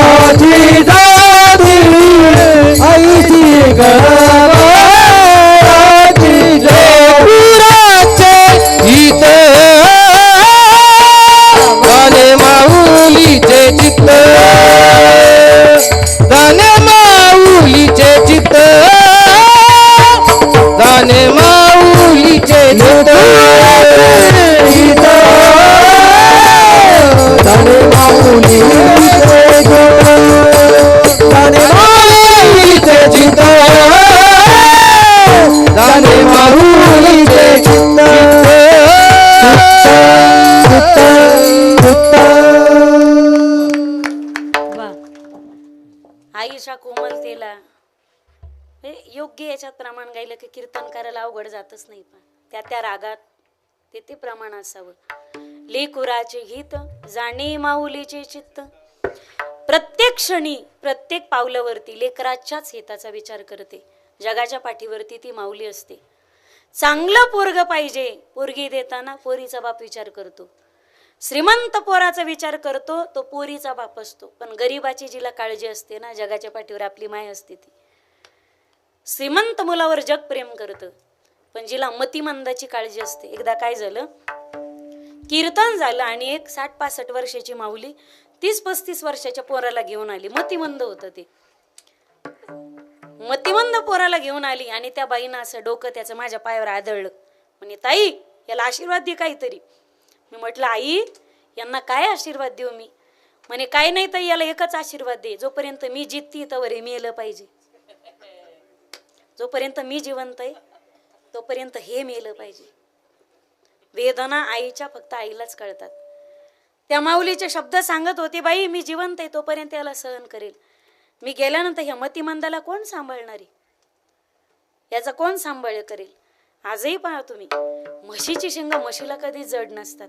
जगाने टाकलंय त्यालाही जी स्वीकारते ना, जगात ती आई असते. अजून बोलू, जगाच्या दृष्टीनं तो पापी असेल, जगाच्या दृष्टीनं तो गुन्हेगार असेल, पण दहशतवादी आतंकवादी सारख्या गुन्हेगारावरही जिचं प्रेम राहतं, जगाच्या पाठीवरती फक्त माऊलीच असते. पा मी तुम्हाला काही कलियुगातली उदाहरणं सांगेल आणि काही पौराणिक सुद्धा उदाहरणं सांगेल बरं का. पौराणिक उदाहरणं सांगेल. महाभारतातलं अत्यंत गुढ उदाहरण. आई काय असते, आईचं प्रेम किती निस्वार्थ असतं. पा आईच्या प्रेमाला लाजच नाही जगामध्ये. निर्लज्ज प्रेम करते, निस्वार्थ प्रेम करते. जगात आई असते ती. ज्यावेळी दुर्योधनाला वज्रदेह व्हायचं होतं, त्याने विचारलं मी वज्रदेह कशाने होईल. आईनं सांगितलं धर्मराज युधिष्ठिराला जाऊन भेट, तू सांगेल तुला सांगेल, तो खोटं बोलत नाही. कारण काही ना लेबल लागलेलं असतं, हा खोटं बोलत नाही, बा माणूस चांगला आहे बरं का, त्याच्या हाताने सोयरिकी करा. सोयरिकी म्हणजे सगळ्यात सोयरिकी बरं का. तो सोयरीक मोडत नाही, चांगला माणूस आहे, फ्रॉड माणूस नाही. काही माणसाला असं असतं, काही माणसाचं असं नाव बदनाम झालेलं असतं, आमका माणूस गावात सोयरिकी मोडणारा. काय बट्टा लागलं काहीला. सकाळी उठल्यानंतर 2-4 जणात भांडणं लावल्याशिवाय ते दाताला मंजनच लावित नाहीत. पा काय ती जितीची खोड मेल्याशिवाय पडिले वळण इंद्रिया सकाळ. त्यांना असं 2-4 जणात भांडणं लावल्याशिवाय ते दिवस सुरुवात झाल्यासारखी वाटतच नाही. लेबल लागलेलं असतं काही ना. धर्मराज युधिष्ठिर कधी खोटं बोलत नाही. त्याला जाऊन भेट. अरे दुश्मनाला सुद्धा काय सल्ला दिला पाहिजे हे धर्मराज युधिष्ठिराकडून शिकावं. गेला, दादा वज्रदेह व्हायचंय रे मला, सांग ना काय करू. म्हणे तुझी माय पतिव्रता आहे. किती पतिव्रता. लग्नाच्या मंडपात तिला कळालं नवरा आंधळा. त्या क्षणाला त्या माऊलीने डोळ्याला पट्टी बांधली. 100 सोन्यासारखी लेकरं झाली, पण लेकरांची तोंड पाहायला सुद्धा ज्या माऊलीने डोळ्याची पट्टी सोडली नाही, तिच्या नजरेमध्ये सामर्थ्य आले. आणि तुझी आई काही क्षणासाठी डोळ्याची पट्टी सोडून जर तुला नखशिकांताने हाळत असेल, तिच्या नजरेच्या सामर्थ्याने तुझं शरीर वज्रासारखं वज्रदेही होईल. तुझ्या शरीराला एक कवच निर्माण होईल आणि मग जगातलं कोणतंच अस्त्र शस्त्र तुला मारू शकत नाही. पण तुझ्या आईने जर डोळ्याची पट्टी सोडून तुला नखशिकांताने हाळलं तर. गेला आईकडे. आई दादानी सांगितलंय ग वज्रदेह होण्याचा पर्याय, पण तू करशील का ग. गांधारी नावाची आई दुर्योधनासारख्या मूर्ख मुलासाठी काय बोलती माहिती. दुर्योधना राजा, तू जर म्हणत असशील तर तुझ्यासाठी ही माय आगीतही उभी राहायला तयार आहे. याला निस्वार्थ प्रेम म्हणतात आईचं. आई डोळ्याची पट्टी जर सोडशील, डोळ्याची पट्टी सोडते, अंगावरती एकही वस्त्र नाही असं आहे, विवस्त्र अवस्थेमध्ये येऊन तुला नखशिकांताने हाळते. आईच्या भेटीसाठी हा निघाला. पण पांडवांवरचं संकट जगाच्या मालकावर पडलं होतं. पा जगाच्या मालकाला एवढी, म्हणून तर द्वारकेचा राणा पांडवा घरी. परमात्म्याच्या काय कमी उठा ठेवीत का पांडवांसाठी. परमात्म्याने माळ्याचं रूप धारण केलं. टोपलीमध्ये फुलाची माळ घातली, सोबत फुलाची माळ घेतली टोपलीत, आणि दुर्योधन आदल्या रात्रीच गाठला. पा म्हणजे कधी निवडणुकीच्या आदल्या रात्री. फार महत्वाची असते की नाही. यही रात अंतिम, यही रात भारी. अगोदर त्याला भेटले. म्हणे असा नागा आखाड्यातला साधू इकडं कुणीकडे आला म्हणे, कुंभमेळ्यातला साधू इकडं आखाडा सोडून इकडं कुणीकडे फिरतोय म्हणे. मी काय नागा आखाड्यातला साधू नाही, मी दुर्योधन आहे. दुर्योधना नाही जानाची निदान मनाची, या कमरे भोवती तरी वस्त्र लावायचंच ना रे तू म्हणे. आईच्या भेटीला चाललो. दुर्योधना तू अंगापिंडाने वाढलास पण तुझ्या बुद्धीचा काही विस्तार झाला नाही. लहानपणी ठीक होतं पण एवढा मोठा घोडमा झालास तू, आईच्या समोर असा विवस्त्र अवस्थेत चाललास. ती आई तुला तर लाज वाटायला पाहिजे की नाही. मग आता गाई काय करावं म्हणे. ही काय फुलाची माळ टोपलीतली घे, कमरे भोवती गोंडाळ. आता त्याच्यासाठी घेऊनच आला होता, याच्या काय कमी ओटा ठेवी इतका. कमरे भोवती गुंडाळली आणि ज्यावेळी आईच्या भेटीसाठी हा गेला आणि आईने नकशिकांताने हाळलं याला, लगेचच पट्टी बांधली. आईचे वाक्य, दुर्योधना मला भेटायला येताना कोणी फुकटचा सल्ला देणार भेटला होता का तुला? त्याने डोक्याला हात लावला. आई नाही का ग वज्रदेही झालो मी? वज्रदेही नाही झालो. झालास रे बाळा, पण ज्या शरीराच्या भागावर माझी नजर पोहोचली तोच तुझा भाग वज्रदेही होईल. ज्या भागावरती तू कमरेला फुलांची माळ गुंडाळलीस ना तो भाग तुझा कोमल राहील. लक्षात घे दुर्योधना, युद्धभूमीवर जाताना मांडीजवळ गदा लागू देऊ नकोस. एवढं एकच वाक्य दोघांचा संवाद ऐकत उभे असलेल्या परमात्म्याने ऐकलं. आणि भर रणांगणामध्ये ज्यावेळी भीमाचं दुर्योधनाचं युद्ध प्रारंभ झालं त्यावेळी भीमाने गरा गरा गरा गरा गदा फिरवायची, दना दना हाणायची. आता भीम म्हणजे आडमाप ताकद होती अंगात. माऊलींच्या भाषेमध्ये वरी भीमसेने बेतू तो झाला असे सेना नातू. आपल्या भाषेत भीम म्हणजे आरदांड. नाही कळलं का? आडमुठा कुठं हनुरुम न. ज्याच्याकडे ताकद असते ते कोणाचं ऐकण्याचे मानसिकतेनं गरा गरा गरा गरा दना दना हाणायचं. पण हे दुर्योधन काही मरेच ना. त्यावेळी परमात्मा दुर्योधनाच्या मागं भीमाला दिसेनासा उभा होता. देवाने एक बोट वर करायचं आणि मांडीवर थाप आणायची, बोट वर करायचं मांडीवर. पण भीमा ऐकायच्या मानसिकतेतच नव्हता. परमात्मा म्हणायचा भीमा इकडं बघ, माझं ऐक, मी काय सांगतो ते कर. पुन्हा कमी आमदारा दुसऱ्यांदा मुख्यमंत्री होऊ शकत नाही. मग बघ मी काय करतो ते कर, मी सांगतो ते ऐक. सांकेतिक भाषा होती, जरा उशिरा कळाली. वर बोट करावं, मांडीवर थाप आणावी. भीमाला कळालं. जशी गरगरा गरगरा गरगरा गदा फिरवली, धाड दिशी जशी मांडीवर बसली. भीमाची गदा मांडीवर लागून दुर्योधनाचा अंत झाला. माझा मुद्दा संपला, दृष्टांत संपला, सिद्धांत लक्षात घ्या. दुर्योधनासारखा पापी मेला पाहिजे. शेवटपर्यंत परमात्मा कृष्ण प्रयत्न करत राहिला. पण दुर्योधनासारखा पापी पोरगा वाचला पाहिजे. शेवटपर्यंत माता गांधारी प्रयत्न करत राहिली. याला म्हणतात लेकुराचे हित जाणी माऊलीचे चित्त. आता तुम्हाला कलियुगातली आई सांगू का? आत्ताची सांगते. पश्चिम महाराष्ट्र संगमनेर तुम्हाला जवळ आहे ना. संगमनेर तालुक्यामध्ये एक तामासगिरी नेपा, त्या बाईला कुणापासून तरी बाळ राहिलं. ज्याच्यापासून झालं त्याने तिला सोडलं, त्याने तिला स्वीकारलं नाही. त्या बाईने ते बाळ जन्माला घातलं. आई काय असते? आई काय असते? मी काय बोलते याची मी पूर्ण जबाबदारी घेते. तुम्ही काय ऐकता याची जबाबदारी मी स्वीकारत नाही. त्या बाईला ज्याच्यापासून बाळ झालं त्याने तिला टाकलं, त्याने स्वीकारलं नाही. त्या बाईने ते बाळ जन्माला घातलं, त्याला लहानच मोठं करते. आता सध्याची घटना आहे, मी काय लई मागं नाही सांगत तुम्हाला, सध्या जिवंत उदाहरणी माझ्या गुरुवाऱ्यांच्या मुखातून ऐकली ही गोष्ट मी. त्या बाईला ते लेकरू आणि लेकराला ते बाळ, त्या दोघांना एकमेकाशिवाय जगात आता कुणीच नाही. ती बाई नाचते. आता पोट भरण्यासाठी तिला नाचणं गरजेचंच आहे ना. आता ऐका, काहींना परिस्थिती वाईट मार्गाला घेऊन जाते, काहींना परिस्थिती वाईट मार्गाला घेऊन जाते.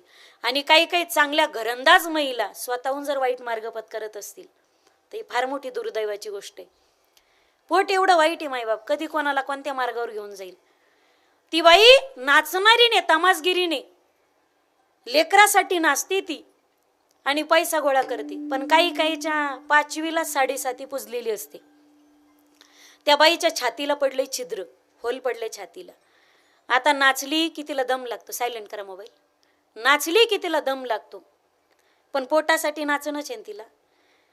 गोळ्या खाऊन खाऊन उसना आणून आणून नाचली की दम लागतो, पण तरी सुद्धा माय आहे ना, लेकरासाठी नाचावं लागतं तिला. नाचून नाचून पैसा गोळा केला तिनं. आणि तू माझ्या हे वाक्य उच्चारताना अंगाला काटा येतो बरं का. त्या बाईनं स्वतःचं पोरग आळंदीला नेलेलं आहे आणि एका वारकरी शिक्षण संस्थेमध्ये त्या बाईनं त्याचं पोरग टाकलेलं आहे. नाचती ती नाचून नाचून, गोळ्या खाऊन खाऊन. पैसा जो गोळा झालेला आहे, महिना 2 महिन्याने गोळा झालेला पैसा घेते, आळंदीला येते लेकराच्या भेटीसाठी. कोण?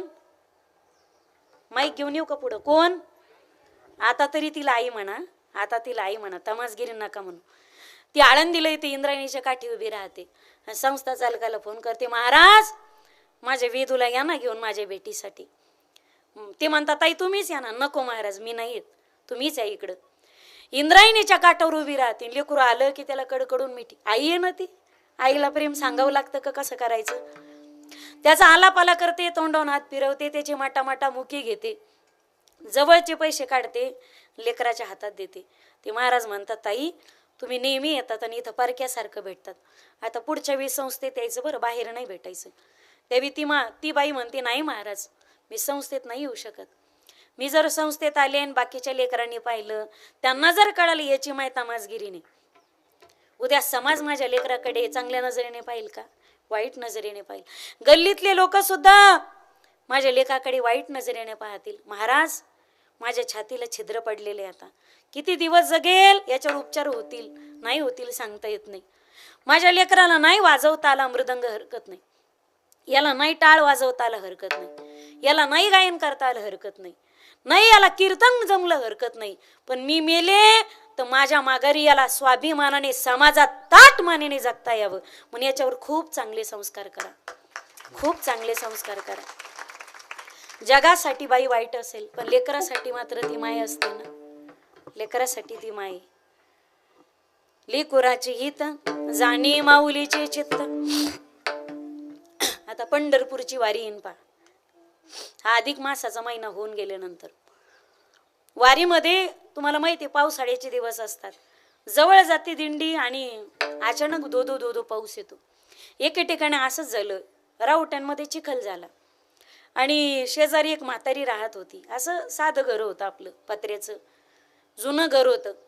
त्या बाईनं सांगितलं, म्हातारी काठी टिकवीत आली. आम्हाला म्हणे, पोरांनो जे काही आमच्या राहुटीत होते, म्हणे पोरव आज तुमच्या राहुटीत झोपायला जागा नाही, माझ्या घरात चाला म्हणे झोपायला. आम्हाला चांगलं वाटलं. घरात गेलो, ती म्हातारी म्हणे तुमच्या गोदाड्या वगैरे काढू नका, माझ्या जेवढं घरात होतं तेवढं टाकले, तुमच्या राहू दे तसंच. आम्ही झोपायला लागलो. ती म्हातारी म्हणे फक्त कडी करून भिताडीच्या कडीना, भिंतीच्या कडीना एका माणसाची जागा फक्त शिल्लक ठेवा. मी म्हणलं आजी तुम्ही? म्हणे मी काय इथं बाहेर पडवी बाजावर झोपते. मग कडीला कोणाला जागा ठेवायची?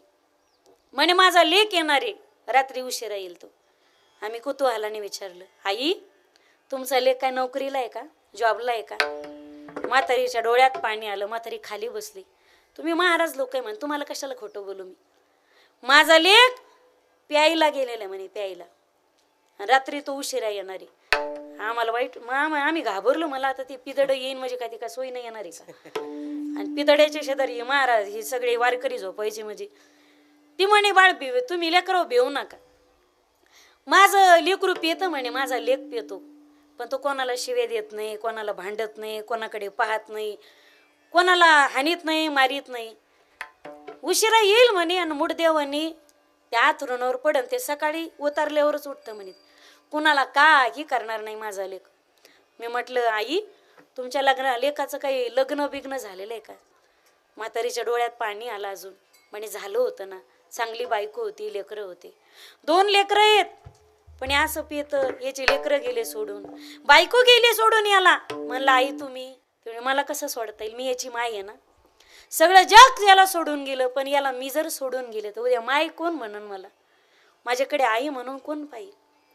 जगात सगळ्या नात्यात बदल असतो, पण जिच्यात बदल नाही तिला माय म्हणतात.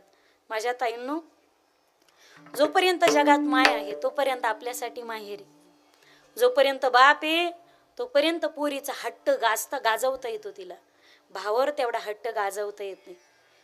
पोराचं लग्न असेल ती म्हणती वरमाई म्हणती, बाबा आणायची तर 5,000ची साडी आणायची, 2,000ची फेकून देईन मी साऱ्या पाहुण्यात, अंगाला लावणार नाही. हा दबदबा बाप येतोपर्यंत असतो. तुम्ही भांडा त्याला, आपल्या शब्दाची तक्रार कुठं करणार नाही, जगात तो बाप असतो. माझ्या ताईनो, माहेर तोपर्यंत श्रीमंत आहे जोपर्यंत माहेरात आपली माय आणि आपला बाप आहे. माहेरचं घर किती मोठं याला किंमत नाही, झोपडी असेल पण त्याच्यात जर मायबाप असतील ना, त्या तर झोपडीतही स्वर्ग आहे. माहेरात लेकीला तोपर्यंत मुक्काम करावा असं वाटतो जोपर्यंत आपले मायबाप असतात. भावानं बांधलेली हवेली असू द्या नाही तर बंगला असू द्या, त्या बंगल्यात 2 दिवस सुद्धा त्या सासू माहेर वासनेला मुक्काम करावा असं वाटत नाही. कारण ज्यांच्यासाठी राहावं ते मायबाप आता तिथे नसतात.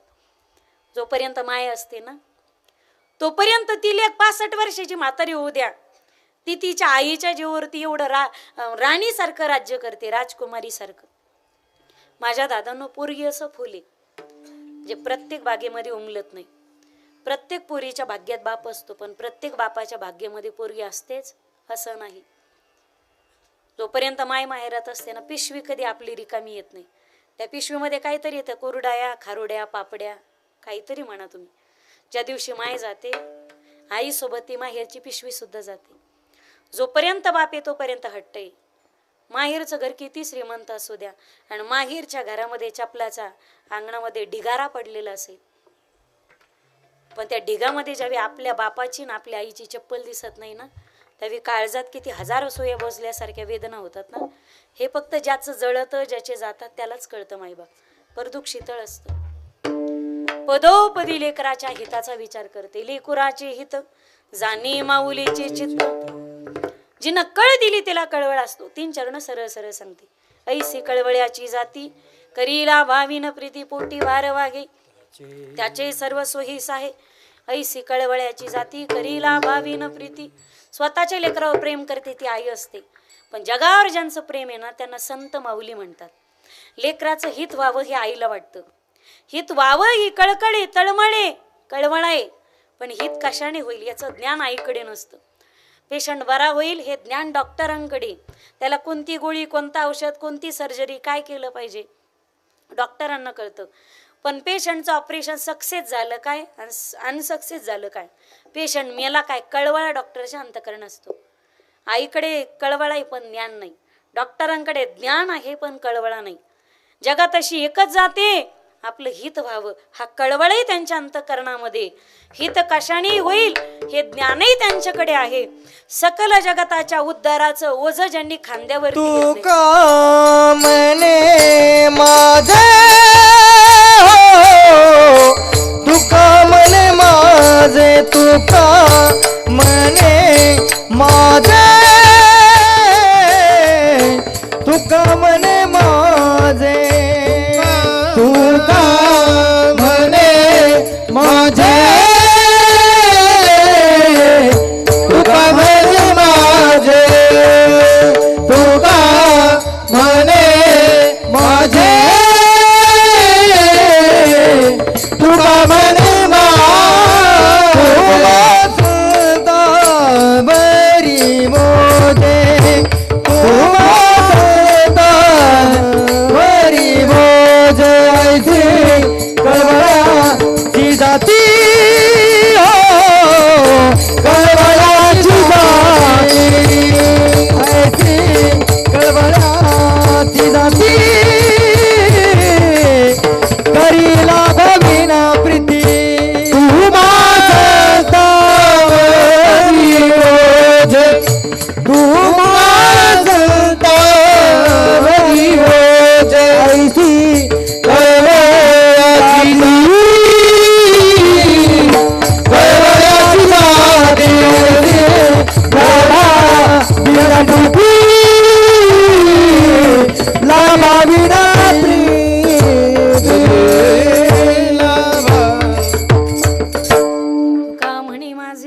संतांवरी ओझे ऐसी कळवळ्याची जाती करीला भावीन प्रीती. झालेली सेवा ज्ञानोबरायांच्या तुकोबरायांच्या चरणारविंदी समर्पित करून ज्यांच्या 5व्या पुण्यस्मरणानिमित्त हरिकीर्तन ठेवण्यात आलं. कैलासवासी गंगा भागीरथी आईसाहेब कमलबाई रंगनाथजी राजदेव सर्वांच्या वतीनं 5व्या पुण्यस्मरणाची श्रद्धांजली आईसाहेबांच्या चरणी समर्पित करूयात. आमचे रमेश काका असतील, मंगल काकू, लता काकू, अर्चना काकू, आशा आत्या, किशोर भाऊ, राहुल भैया, गणेश भैया, सागर भैया, चैतन्य भैया, ऋषिकेश भैया, पूजाताई, प्रतिभाताई, निकिताताई, प्रतीक्षाताई, प्राजक्ताताई आणि समस्त राजदेव आणि काळे परिवार असेल, सर्व आप्तेष्ट नातेवाईक या सर्वांच्या माध्यमातून आणि अथक परिश्रमाने 5व्या पुण्यस्मरणाची कीर्तन सेवा ही माझ्या वाट्याला लाभली. संपर्क ज्यांच्या माध्यमातून लाभला आमचे गणेश भाऊ देठे, तुम्हालाही धन्यवाद. ज्यांच्याकडे उत्तम भोजन झालं आमचं, असे परमार्थ स्नेही तायडे काका, त्यांनाही धन्यवाद. उपस्थित सर्व महाराज मंडळी, तारडे का, ओके, तारडे काकांना धन्यवाद. तुम्हाला कळालं ना, मी आधीच बेजारी मी आधीच आजारी करू नका मी बेजार. मी कशी उभे राहिले माझे मलाच माहिती आहे, त्याच्यामुळे आम्ही शॉर्टकट घेतली. भैरवी सुद्धा ते कसं पडायची भीती नाही, त्याच्यामुळे उभं राहायला काही वाटत नाही. ज्ञानोबा जीवर आम्ही उभे राहतो. बरं, मला खरंच बरं नव्हतं. मला वाटलं अर्धा तास 1 तास जरी आल्यासरशी सेवा झाली, कारण लोकांना आशा लागते आपला फोटो पाहिला. मी फार मोठी, मला असं नाही म्हणायचं, पण अनेकांची श्रद्धा आपल्यावरती असते. ते थोडे लोक आयुष्यात आपल्याला फार मोठे पुरेसे असतात. पण संकल्पित वेळेत सेवा संपन्न झाली. आमचे अनिल दादा असतील, इकडे दोन्ही महाराज मंडळी, गुरुजींचे धन्यवाद. घेतलं नाही एकदा मग आमचे गणेश दादांचे धन्यवाद. सर्व माझे परिचित इकडे कृष्णाई वारकरी शिक्षण संस्था, तुमच्या ताईंना सांगा बरं का मी आठवण काढली म्हणून. मनपूर्वक सर्वांचे धन्यवाद. पलीकडे हरिभक्ती पारायण मध्यंतरी आपण आलात, कृष्णा महाराज आपले मनपूर्वक धन्यवाद.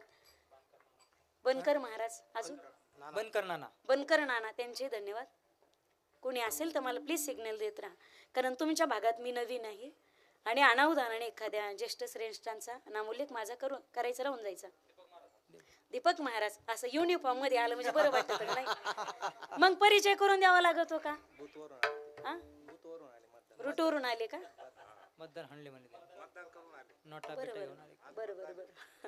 बरोबर. आता तिकडे कसं युनिफॉर्म वर होते आणि सिम्बॉल होतं पहा बुक्का, मग विचारून घेतलं मी. मध्यंतरी आलात पण शेवटी घेतलं. सर्वांचे मनपूर्वक धन्यवाद. कोणाचं राहिलं का आभार प्रदर्शन? या परिवारासाठी एकदा मोकळ्या मनाने जोरदार टाळी वाजवा.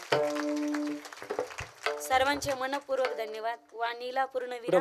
रखुमाई जय जय विठोबा रखुमाई, आतवरती घ्या माई विठोबा रखुमाई, जय जय विठोबा रखुमाई, विठोबा रखुमाई. हरी जय हरी जय हरी जय जय विठोबा रखुमाई, हरी जय जय वाह गुरुजी वाह. हरी जय जय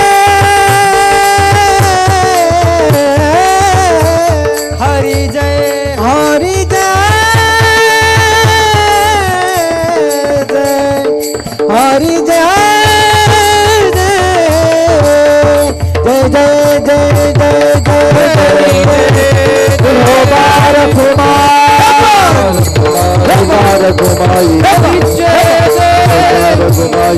रखुमाई, विठोबा रखुमाई, विठोबा रखुमाई,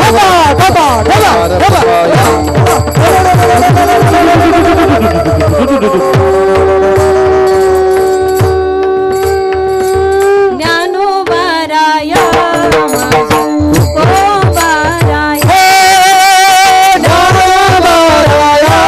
माझा तुकोराया, ज्ञानोबाराया माझा तुकोबाराया,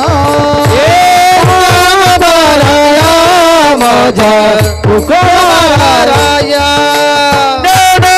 ज्ञानोबाराया माझा तुकोबाराया, ज्ञानोबाराया माझा तुकोबाराया. साधकाचा माय बाप ज्ञानोबाराया, साधकाचा माय बाप ज्ञानोबाराया. दर्शने हरे ताप ज्ञानोबाराया, दर्शने हरे ताप ज्ञानोबाराया. माझा तुकोबाराया, माझा तुकोबाराया, ज्ञानोबाराया माझा तुकोबाराया, माझा तुकोबाराया, ज्ञानोबाराया माझा तुकोबाराया, ज्ञानोबाराया माझा तुकोबाराया, ज्ञानोबाराया माझा तुकोबाराया, ज्ञानोबाराया माझा तुकोबाराया.